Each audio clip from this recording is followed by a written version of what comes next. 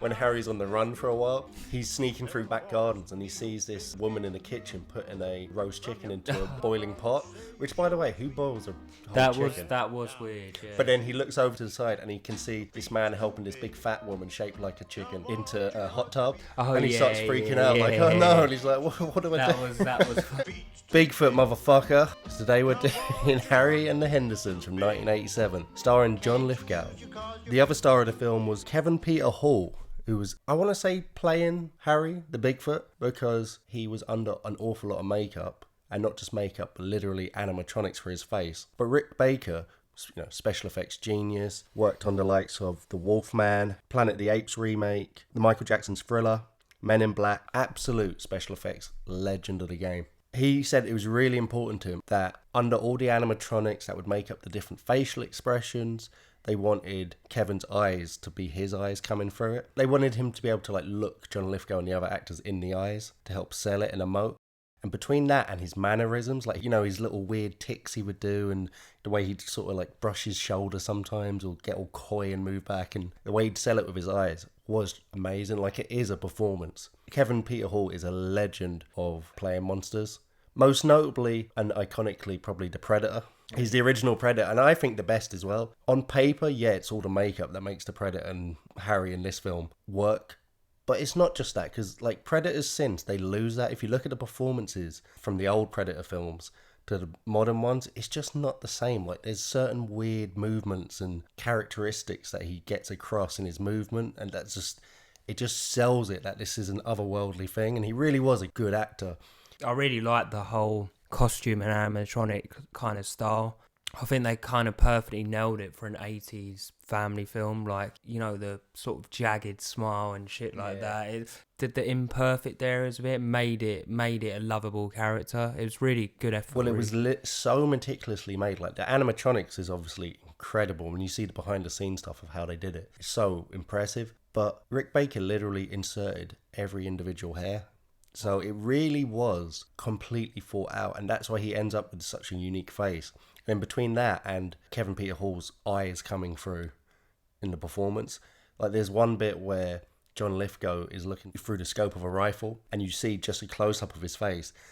And it sums up, he just looks so endearing and friendly and lovely. I remember that scene. He's kind of just It makes him realise for the first time that this creature is friendly, it's not some relentless beast or animal that's going to attack him. And to sell that point, to make that moment plausible, the makeup but the eyes as well have to be perfect, and both just combined perfectly to get that across. Yeah, it was a really great scene. I found myself when I watched it just bursting out laughing because poor Harry didn't have a clue. He was near death, I guess, and he was just kind of smiling like that. So yeah, it's a really great scene. The film's directed by William Deere. I looked through his back catalogue and the films he's done since. He's been prolific. He's always been working. He's still working even up until the past couple of years. Nothing really of note. The only thing I really found that I'd ever seen was he directed one episode of Dinosaurs. Do you remember the live action kid show? That was a great show, man. Another underrated show. Great special effects as well. Yeah. Do you remember it with the baby? Yeah, that's the baby. Were they dressed in humans' clothes and yeah, I remember that. It was nearly like the Flintstones, but they're all dinosaurs sort of vibe. You ever had a burger? Smells good, huh? John Lithgow, what a fucking legend, mate. Third Rock from the Sun. I'm so glad now he's getting more mainstream, high-level, proper acting roles. In The Queen, playing Winston Churchill, that Me Too movie set in Fox, I can't remember the name, but he played a big role in that. He was the weird old rapist guy with lots of makeup on. He's one of those rare, genuine top actors who is fine with doing roles like this as well. When you start off your roles in comedy, I think you're just labelled as a comedic actor, which isn't the case. Was looking at, Steve Carell, done a lot of comedic roles, done a lot of very good serious roles as well. Yeah. Another big one, obviously, Robin Williams. Yeah. Excellent in Good Will Hunting. But I think John Lithgow got a bit kind of typecast of you're going in those cheesy comedy movies. Yeah, because it's one thing to do adult comedy and then move into serious adult roles. Not porn, you know what I'm saying? Starring in a sitcom where he's playing a goofy alien, trying to be a human. That is hard to then sidestep into Winston Churchill. Sit!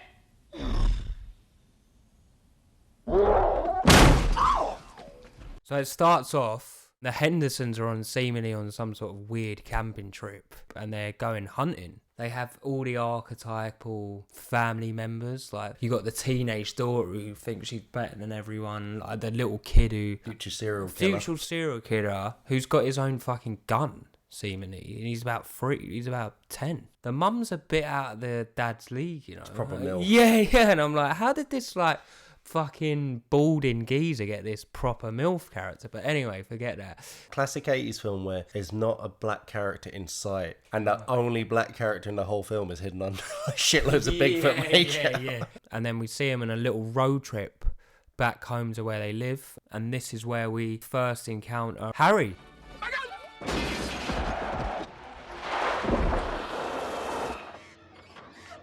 It's just such a good premise for a film, to have a family run into Bigfoot, because there's something about Bigfoot, like, it really does just capture you. Like, there is something inside most people where they want to believe in myths or the strange or the mysterious, and sometimes you wonder why, because there's so many amazing animals that actually do exist. Like, imagine if giraffes had only been rumoured about but no one had ever actually seen one, and then we really found, like, wow, there's an antelope with a fucking 20-foot long neck, or there's this weird animal with giant ears and teeth that come out like 20 feet and a nose that can be used to pick up things like a second arm. These incredible animals actually exist, but there's something in us that want the Loch Ness Monster and other mysterious animals and rumoured, what they call it, cryptozoology, and nothing's captured people more than Bigfoot. There's just something about it. The thing that always fascinates me the most out of all the animals, do you know, like, that area of the ocean, like, so far down, that ships can't, they've got to a certain depth. There's a fucking fish. It's got about 100 teeth with a light bulb on its fucking head. But yeah, like, people are obsessed still. Like, I've been to Loch Ness, and, like, it was clearly just a fucking log or something. But my first interaction with Bigfoot, I guess, was the classic video, which turns out to be fake. You know, the Bigfoot walking, and he's like... I want to believe it. I was literally about to be like, well, and then I realised I had nothing else after that sentence, but I just want it to be true. But that went mad, didn't it? It's kind of like... It's kind of like, you know, when Orwell done his whole War of the Worlds broadcast and everyone was going mad. It was kind of like that back in the day. Well, it's interesting as well, because predating that they didn't just come up with the idea of Bigfoot. There was rumours and sightings going back hundreds of years. In terms of Westerners, like all the way back to first settling in America. And Native Americans all had myths and words for a giant ape-like man that was like 8 foot tall and had brown and orange hair. And we now know that there was a humanoid bipedal ape that was about 9 foot tall and had orange hair that we know at least roamed around Asia. We now know that Native Americans first came to the Americas during the Ice Age when, due to the lower waters, the land masses between North America and Asia were connected. So you could walk along it. So you could theorise that this 8 foot tall bipedal ape might have walked over with the humans, you know, just like other animals travelled along. And who knows, maybe it was real at some point, and that's where the sightings came from. But that's where that initial inspiration for that famous video that started off the whole Bigfoot craze came from. So this is so jokes, because like in America they have like really cool like animal myths, and where we live in like a small suburb of North London, the only myth we have is a panther that goes around a golf course. That's pretty cool. Yeah. I've seen that. But no one actually knows if it's a panther or not. No, I swear to God. Is that a real myth? Yeah, apparently someone you know like Tiger King. Someone had a collection of private animals. Yeah. He got raided or something. No, he killed himself and released them all. He killed himself and released them all. And apparently round here there's a panther that's still running about. Well, I swear to God, I always heard that happened up north, and it was a true story. Maybe it happened around here also, but I swear to God, viewers, I didn't know that was a myth that it happened. There was also one roaming around here. Yeah. I remember I was walking back from my friend's house, Tyrone, and I was walking through, there's like a path that splits the golf course that you can walk through. So I was walking through that at night, and I started hearing this weird noise. I don't know how to describe it. It kept getting louder as I was walking along. And I didn't even recognise it as an animal. At first, you know when your brain doesn't know what something is, so it starts faking what it is nearly? It's like if you see someone in the corner of your eyes, you see it as something else until you actually look at it. Your brain like creates the image. I was hearing it like it was like a lawnmower nearly. But then as it got closer, my brain suddenly realised, oh no, that's an animal. You know that bit where when you're halfway along the path, there's an entrance where you can actually walk into the golf course? It ran past that and it was chasing a fox. Right. So and I swear to God, it looked much bigger than a fox. I couldn't really see its head, like it was too fast, but I could get a good sense of its body. It was at least the size of a larger dog, completely black, but it didn't move like a dog. I swear to God, I saw this. No. All right. Well, we're gonna because I've told you about this before, but I never knew there was an actual myth about it. We're gonna continue on this subject now, because we have to. So was it moving like a cat then? Did it have a tail? No, I couldn't see a tail. It was nighttime. It was pitch black, and the thing was black, and it wasn't just that it was really dark because I could clearly see an orange fox. Okay, right. It was probably the size of maybe like, I don't know, smaller than an Alsatian, bigger than a Labrador, completely black. And I can't say it was moving like a cat. I'm not saying it wasn't moving like a cat. I just, because it was so quick, but my brain, the one thing my brain really registers, it wasn't running like a dog. That's just not how a dog runs. So it's not a wolf. Fucking weird. I mean, a wolf would be as weird. Wouldn't be that much weirder, to be honest. No, it definitely wasn't. It's fucking mad. But yeah, that's our rumour. Anyway, back to back to Harry. So my big point of why we went on that detour is that they perfectly capture this moment. You know, you hit this wild animal and he's just looking at it kind of like, is it a bear? Like, what is this thing? And then he turns over a hand and it's this clearly humanoid primate-like hand and he just freaks out. And he has that perfect reaction of, we've actually fucking found a Bigfoot. He's real. It's real. And then the next natural reaction of, we're going to be fucking rich. It's a major discovery. I bet a museum would want it, or something. We have to take it home. What would you do if you actually found a Bigfoot? You're in America. You're not in England. It's not in the golf course like me. Well, I guess like, what would you do? Like, would you like hold? I'm trying to think. What organisations are there? I would like try and sell it, I guess, or I'd make some sort of. Actually, it's gonna decompose and stink and stuff. So you're gonna have to preserve it if it's dead. So you got to act pretty quickly. You're gonna have to, I think, sell it to some sort of government, like Indiana Jones style. This belongs in a museum. Yeah, I was gonna say. I feel like you'd have to sell it privately if you were gonna sell it. Like the government's not. Government would just be like, that's ours. Yeah, that's true. Yeah. They ain't gonna fucking hand you money over. Yeah. Now, do you know what? I wouldn't even try and make money off him. I would drive it straight to a zoo and be like, fucking put this on ice or do something. I don't know. I drive it to zoo and then be like, okay, who actually knows what we should do with this? Then they're gonna start like making phone calls and shit. Well, that's fine. That's fine. But unless you have a no, actually, we've got guns here. Yeah, we can be I'll forget I'm in America. You make a fucking move, I'll blow your brains out. All right, so now it's a hostage situation. It's a hostage situation with a Bigfoot. You're thinking, I just wanted to go camping. Imagine this in the style of a Tarantino film. No, but I would, on the premise that he's dead. It's kind of like a King Kong situation, but he's dead. Do you know what I mean? Like sell it because it's dead and it's going to decompose. It's the fact that you've got to put it on ice quickly that you're kind of snookered here. If I was going to try and make some money, I'd do that from interviews because I don't want to be the piece of shit that tried to just make money off a Bigfoot. I'd be doing interviews being like, oh, we need to set up nature reserves and protect these beautiful, noble beasts, but then like charging big bucks for the interviews. Kind of like a Jurassic. I'll be going on Joe Rogan and shit. I'm not being rude, but I would try and make money out of it. Fair play. Can't blame you. Yeah. I would also I would be obsessed for the rest of my life. I would become Bigfoot guy that just goes hunting for Bigfoot all the time. John Lithgow thinks like you. He's like, let's make money off this fuck. So they tie him to the roof of their car and drive home with him. Incidentally, a funny little bit I worked out when later on in the movie when Harry accidentally scares a woman. Do you remember that old couple wake up? Oh, yeah. And there's a funny, like, reversal of roles where the husband's like, what was that? And the wife's like, you wait there. And she gets a gun and goes downstairs. She finds Harry, like, going through her fridge and faints. The news say she was found on the bonnet of her car. And it was supposed to be that Harry just thinks humans, when they're injured, they recover on the roofs of cars. Oh, fucking hell. How funny is that? Totally missed that. No, I just read it in the trivia I totally after. missed But that, how funny is actually. that? That's a great little That's addition, fucking, isn't it? that's really clever, man, yeah. But anyway, so they're driving home, and the first time we see Harry awake is he wakes up whilst they're driving.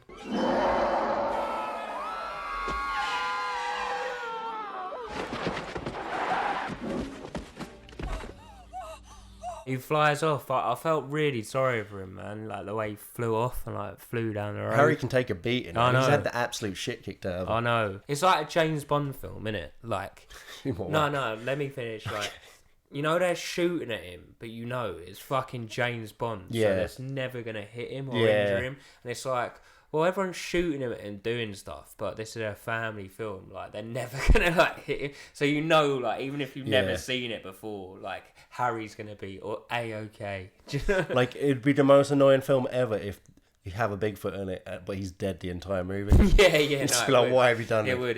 It would, yeah. So anyways, they're convinced he's dead again. I love when the mum keeps scrolling down the window to pop her head back and then scrolling it back up again to talk to the husband. But they're convinced he's definitely dead this time, so they strap him back on the car and drive on home. And then we finally get to see him properly in action. John Lithgow wakes up because he hears something downstairs and he finds Harry going through the fridge.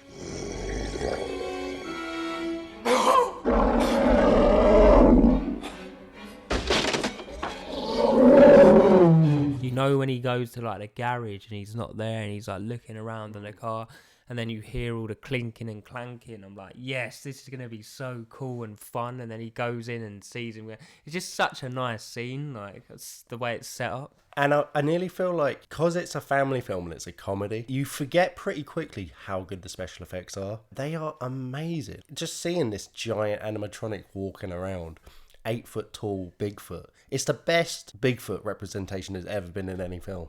Funny enough, like this scene reminded me, you know, the scene in E.T. Yeah. When E.T.'s going through the fridge. And I was like, there's some elements of this film that are so similar to E.T. But then I realised at the end, it comes up, or at the start, Amblin Entertainment, which is the same as Who Made E.T. I mean, I'm sure there was a host of yeah. copycats after E.T. He's freaking out and the whole family come and meet him. They're all sort of terrified of him. He's stomping around the house. He's terrified of them. And I like when he eats the daughter's corsage and she starts yelling at him. No. My orchid! It's eating my 15th birthday corsage! I was thinking, bitch. Yeah, I like the daughter, actually. You I know, like... it's like, forget your fucking pink flower that you saved for 6 years. Leave Harry alone, man. Yeah, and he doesn't even like it. He spits it back out again. Yeah. It kind of sets up the rest of the dynamics between them. Like, so Also tells you what this film's going to be. Like, Yeah. you already know it's a silly film. It's so ridiculous that the daughter would start yelling at this giant, weird, scary animal in the house. But it just works for some... Like, I actually thought all the actors did really well. The mum's really good. The little boy he's your sort of run-of-the-mill, usable child actor. The daughter, though, I thought was really good. Like, she sold that moment enough where it was plausible in this kind of movie. It didn't take me out of it. Because that is an easy moment to, like, just become so stupid. I agree with you on those points, but the kid, unfortunately, was kind of annoying me a little bit. You trashed him, Dad. There's probably guts and eyeballs hanging off the bumper. Knock it off, huh? But that doesn't detract from the film No. being good, by the way. So I love as well when they all run outside and they're all terrified, and there's something so iconic about him going through and pushing up the door frames every time he walks through a door. There's something about that. That's one of the most memorable things about this movie from a kid. But also, it's just such a great way of getting across how big he is. Because it's quite hard to sell size differences. Such a common thing with film stars is people being like, I can't believe how small they were. Or sometimes being surprised at how tall they are. Hugh Jackman, he's like 6'5". Really? Yeah, no one knows it. Tom Cruise is like 5'5". I know that because South Park made You a whole know thing. it, Yeah. but you don't still visually think of him as that size. Like if you picture you chatting to Tom Cruise, he's gonna be like 6 foot because you just think of him like that. You don't think of him as like being shorter than your mum. Kevin Peter Hall is like 7'2", I think, in real life. Wow. With all the makeup and stuff, he ends up being well over 8 foot. But John Lithgow's 6'4", so already that's the guy he's going to be next to most of the time in the film. So that's already undermining how big he is on screen. So using things like that with him like pushing up the door frames when he's walking through doors, and there's all these little things where they really do a great job of just getting across how fucking big this guy is, how big this monster is. And when you consider the fact that, a silverback gorilla would probably be, I don't know, a third of the weight of a Bigfoot. And they're supposed to be something like 30 times the strength of a human. So it's nearly incomprehensible how strong this Bigfoot would actually be.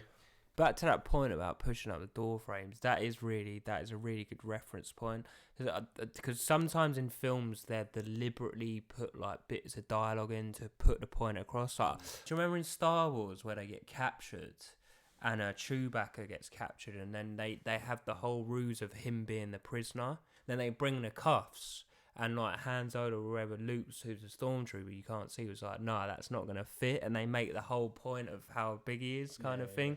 So I think that was really cool for like a reference point, because think about it, it is a family film. So we'll see that as adults, but for a kid, that visual reference I think would be quite important. And I love how they get to work really quickly of selling the idea that this is the gentle giant. You know, you see him coming across the deer head that's been mounted on the wall that obviously the dad's gone out and shot, and he starts stroking it and being all nice to it, and then he looks the other side of the wall and he can't work out like where the rest of it is, and he punches through the wall at one point, and you see him getting all sad, and the dad quickly runs around trying to hide all the other trophy animal heads that he has mounted, because Harry actually rips the head off the wall and goes out and buries it in the garden. that was sad. And I'll tell you what also was quite clever about it, because the family have a little like tiny dog in it, and straight away the dog like loves him. So as a human, like, and it's true in real life, any animals that love like gravitate to humans, you realise that they're a good guys. Well, they actually say that dogs can smell a person's intention. They used to call it like a sixth sense that dogs have, but it's actually, they can smell your hormonal state through your breath. So that's why dogs often know when you're sad. Do you know what? That's a really cool power to have. That's fucking sick. Do you know, like you get on like a train or something and then be like, you're a dickhead. Or Yeah. stay away from you, or you're a mug. Do you know? Well, I mean, it'd be great for women to have when they're going out on dates and stuff. Yeah, good point. No, but that would be hard for I remember actually hearing a story from some podcast where this guy was talking about his mother went on a date with this guy in the 70s, and he was a really good looking guy, like dressed nice, got a creepy vibe off him, snuck out of the date, ran off, never thought about it again. 3 years later, sees his face on the news because he's been arrested, and it was Ted Bundy. So if she had dog smelling powers, could have got a whiff of his breath and known. The family are still freaked out, but they pretty quickly realise that he's not an imminent threat. And they actually get quite quickly like a sense of responsibility over him. The dad is still wanting to make millions of him, but the wife, you know, she's clearly has this really empathetic side. She loves animals. She doesn't like the hunting at the start, so she's saying, take him back to the woods, take him back to his home and set him free. Like, so they lure him in with fish fillet burgers into the car. And I love the bit again, like another visual reference of the size where he's in the back of the car and his head like crushes up through the bonnet. In the midst of like arguing and stuff, they turn around and Harry's gone. And he's just snuck off and he's walked off, and I guess he's trying to get home, like he doesn't know where he is or what's happening. It actually surprised me how little of the film they're with Harry, because it's only really this 20 minutes, and then they're kind of, the rest of the movie is they're searching for him the whole time.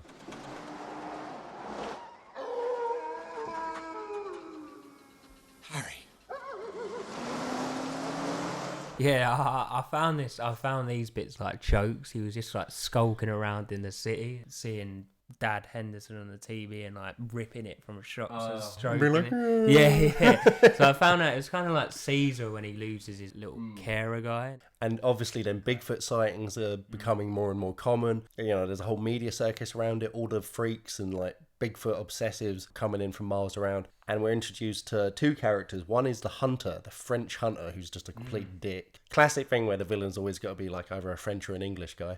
Oh yeah, for no reason. And then also the hunter seems to have a long-term friendship with another Bigfoot obsessive, but he's coming from the complete other side of it, where he is, you know, he's like a doctor and a researcher, and seemingly formerly was a scientist that became obsessed with Bigfoot, only from seeing a footprint, never actually seen a Bigfoot. But it's good because it sets up, first of all, the two sides of why you'd be obsessed with it, and I guess the kind of person you are, like the kind of person that would want to find this animal so he could kill it.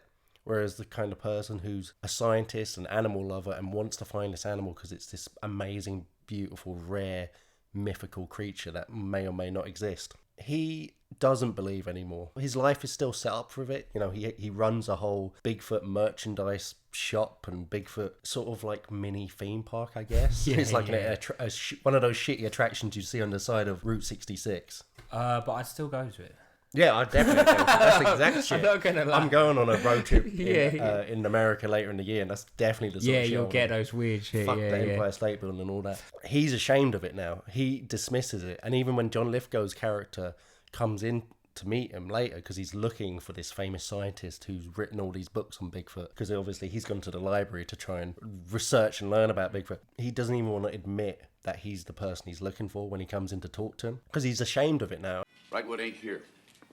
Well, is he coming back? You might. Could I leave a message for... How do you know Rightwood? What do you think about someone that devotes their life to something, never gets proof, and is living on faith, and that feeling of starting to feel like a joke and being embarrassed and losing that sort of faith in myth or dream or mystery? To be fair, like, I think in a way it's quite commendable, because they got their beliefs and they still you know, they still do it even though everyone's laughing in their face. You never know, Declan. One day they could be proven right. I don't know. Yeah, like, might get to have the Nigel Farage "they're not laughing now" moment. Yeah, exactly. Like, do you know what I mean? People have to believe in stuff. Like, if 99.9% of the rest of the world laughs at you, like, fair play to sticking by your beliefs. I think personally. If you're coming at it like, oh yeah, and Bigfoot's also an alien and like they're working together, then yeah, you're fucking nuts. But the people that will laugh at that a lot of the time, it's not like they're scientists and they've gone out and categorically proved it. They're just going by what is consensus. And consensus sometimes is very wrong. But then it's all a matter of opinion, because like, if I look at people who think the Earth is fucking flat, it's like, oh, you're just a bit mad. Do you know? But we would both think that, but we haven't been to space. Yeah, exactly. Yeah. Like, I'm just going by people telling me. Do you know what I mean? I'm just going by all those pictures that apparently are real.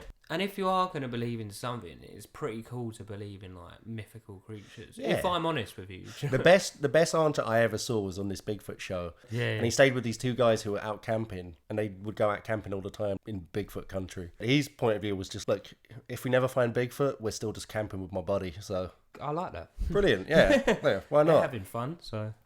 Funnily enough, like, this is film poetic license. The French hunter's just running about, and what does he find on the floor? The license plate of their car that's fallen off, so he's able to like find it. But yeah, we'll go past that. And I love the other signs he finds. Like he finds like giant hairballs in the neighbour's swimming pool, because that's where Harry jumped in and had a bath at one point. Yeah. It's stupid. It's just funny, man. John Lithgow actually works in a hunting rifle shop, so obviously that becomes so busy when everyone's coming in to buy guns, because they're either scared of this Bigfoot that's running about, or they want to be the person that managed to shoot it. Did you recognise who the dad was? Playing John Lithgow's dad. It's not Biff, is it? No, it's nothing like Biff. Oh, no. Biff's a skinny little guy. No, it's the detective that gives Deckard the mission in Blade Runner. Great actor. But the dad owns the rifle shop. He shows real greed, because he's like, you know, you're good at drawing, draw me a big life-size Bigfoot up. So they're all come in and buy rifles, and then he's like, oh, I don't, but they're just going to buy the rifles to try and kill him. Like, so he's stuck in the middle here, really. Yeah. It's quite sad in a way. And you see him, he kind of gets into their father-son relationship where he's always wanted to draw, and his dad's just kind of dismissed it. It's like, that's girl stuff, that's stupid, that's kid stuff. Like, what are you doing, blah, blah, blah. You're not even a good drawer. It's the first time my dad ever wanted me to draw anything. And what is it?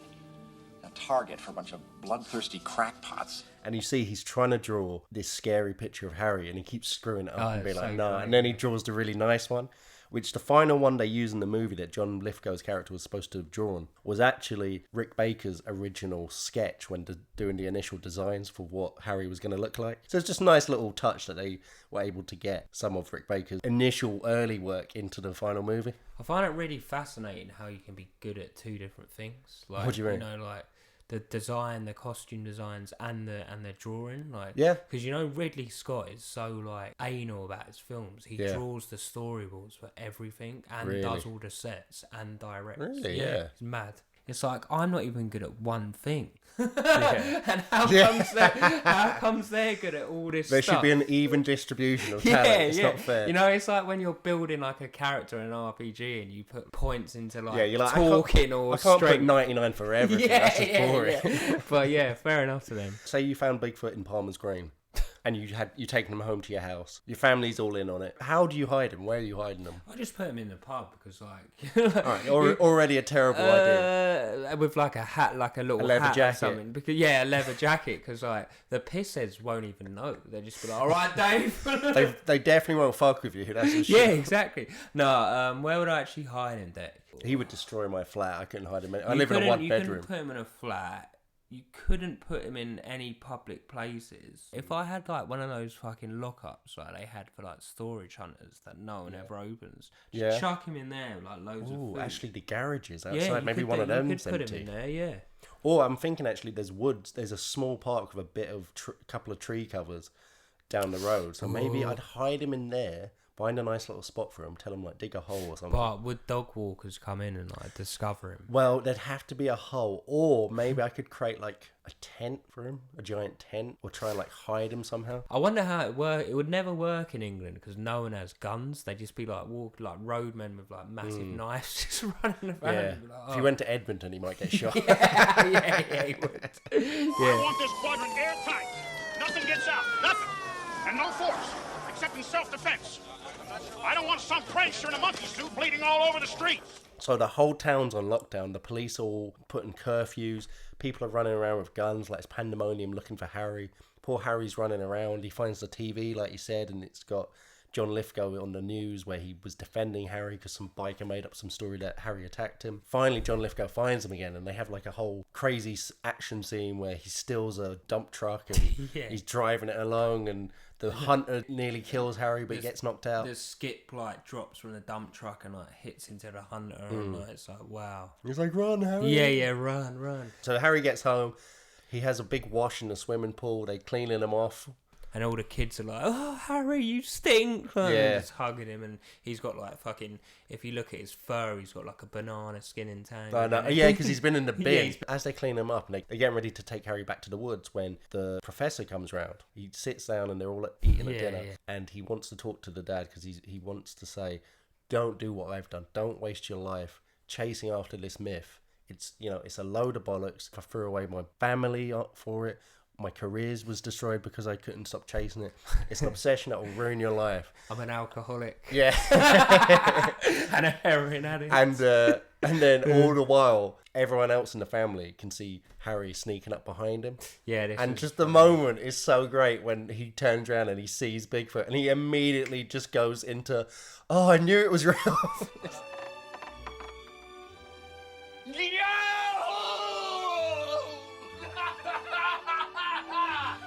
The scientist comes in and goes, "Something smells lovely," and then the MILF wife's like, "Oh, that's my dinner," and then she says, "It's roast beef." Blah blah blah. When they get to the table, the daughter goes, "Where's the roast?" And there's only vegetables there. Her mum just goes, "Oh, it's buried in a back garden." So fucking Harry's seen it, thought it was a dead animal, and fucking buried it. It's just little bits like that. There's another great moment. You just reminded me actually when Harry's on the run for a while. He's sneaking through back gardens and he sees this woman in the kitchen putting a roast chicken into a boiling pot. Which, by the way, who boils a whole chicken? That was weird, yeah. But then he looks over to the side and he can see this man helping this big fat woman shaped like a chicken into a hot tub. And he starts freaking out like, "Oh no!" And he's like, "What do I do?" That was funny, man. That was the one moment that actually made me crack up. He was so confused, bless him. He was like, But anyway, the doctor is just so delighted. And that's a big, great thing of this film as well. Like, you see it all through the eyes of the Henderson family mainly, who aren't, they're not Bigfoot obsessors before. But seeing this character who's you get that cathartic sort of feeling of getting to see someone who's 100%. dreamed of this their whole life and finally having it confirmed that it is real, like they didn't waste their life. yeah, it was a very touching moment actually, and I like the fact that the plans really like get into gear, and the scientists like, "I know where we can take him," and all this stuff, and then you're getting to the end of the film, but it's just a really great couple of scenes, really. So they take Harry and they're driving him out to the woods, And the hunter's in hot pursuit because he knows what's going on. He knows where they're going or whatever. So he's stolen the dad's car and he's driving after him. And there's a great bit where they're in a big traffic jam and the police come along and they drive past them with their sirens blaring, and Harry sees them all the cars get out of the way. So sticks his head out the window and starts doing the siren noise.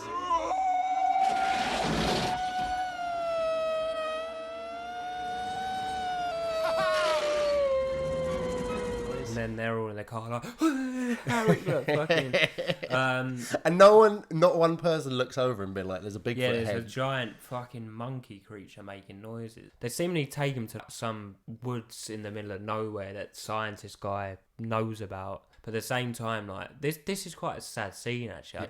I didn't like this scene. Yeah. It's kind of like the scene, you know, when you get all the way to the end of ET and you know what's gonna happen, but it still makes you sad. But he never slapped E.T. Oh mate, like he John Lithgow's character's like go because French hunter guy's coming. And Harry doesn't get it. He's just and like, he's like, whoa.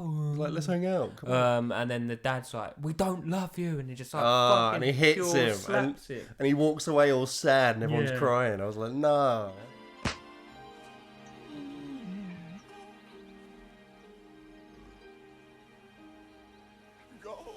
And then the mum's like, you don't need to cry to the little like nerdy little kid.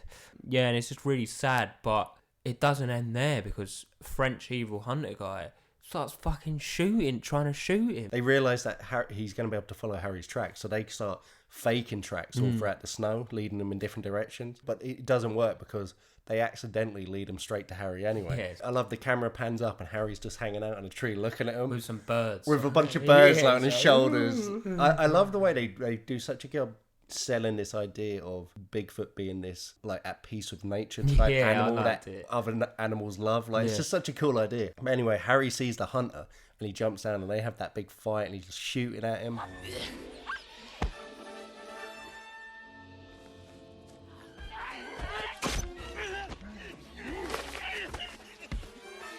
He outmuscles him and he basically gets him to a position where the hunter's dead.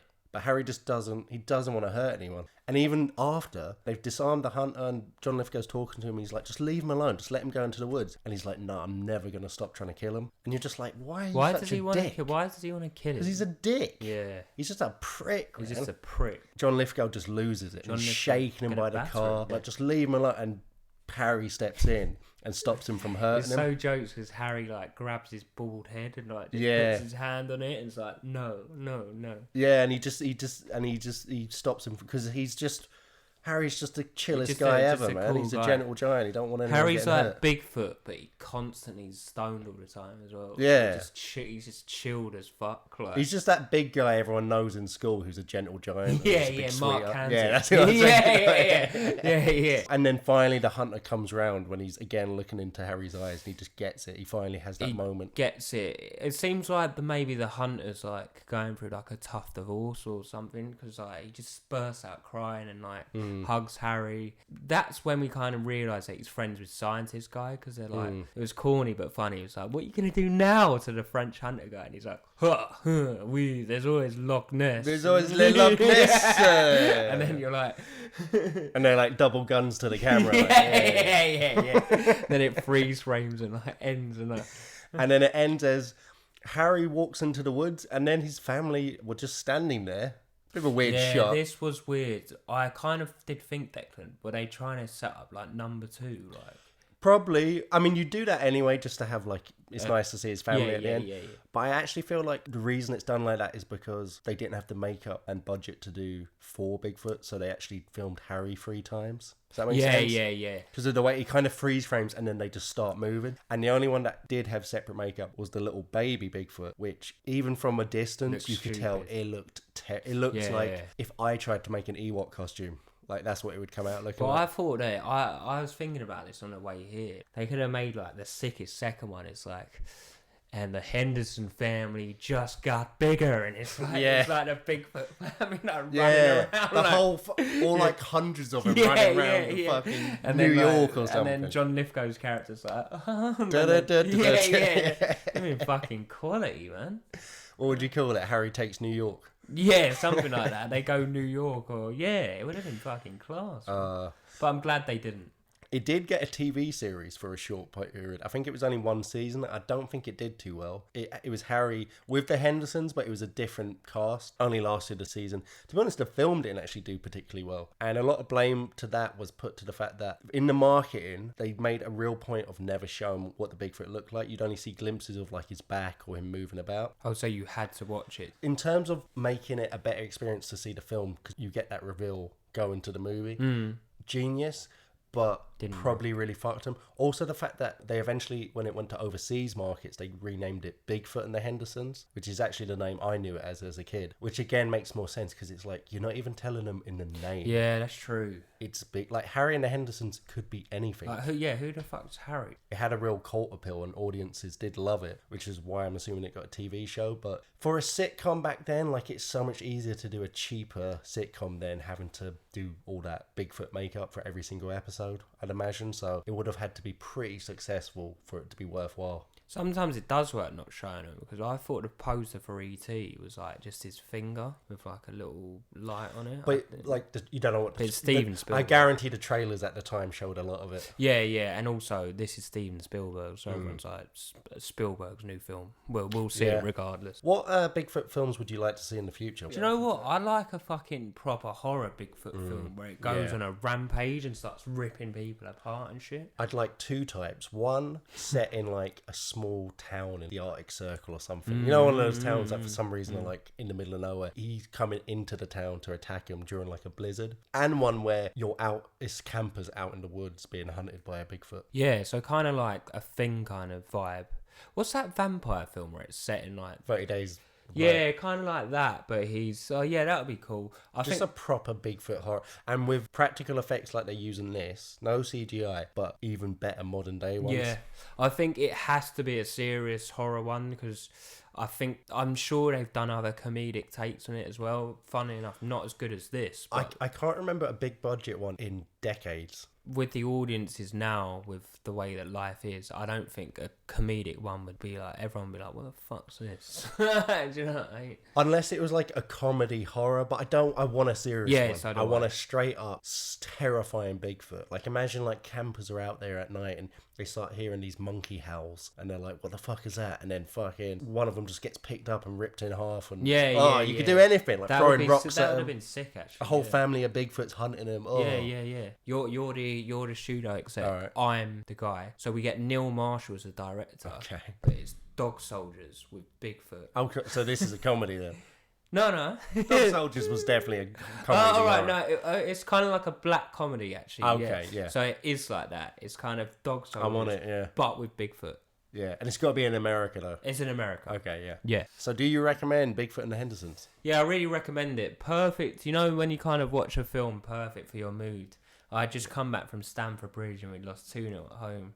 So this was kind of like the perfect film to cheer me up. So I really do recommend it, yeah. Yeah, absolutely. This is an absolute iconic film from my childhood. Just the perfect kind of family film and probably the best Bigfoot film ever. Like, it probably is actually the best Bigfoot film. As much as I love this film, that's probably a testament to the fact that there's not been enough Bigfoot films. So please make more Bigfoot films. But anyway, for now, if you're looking for a great Bigfoot film, Harry and the Hendersons is honestly one of the best family films ever. And just brilliant. It's like, there's just nothing not to like about this film. It's just absolutely perfect. So, easy recommendation for Harry and the Hendersons. I think he likes it here. What kind of way is that to talk to a baby? What do you mean?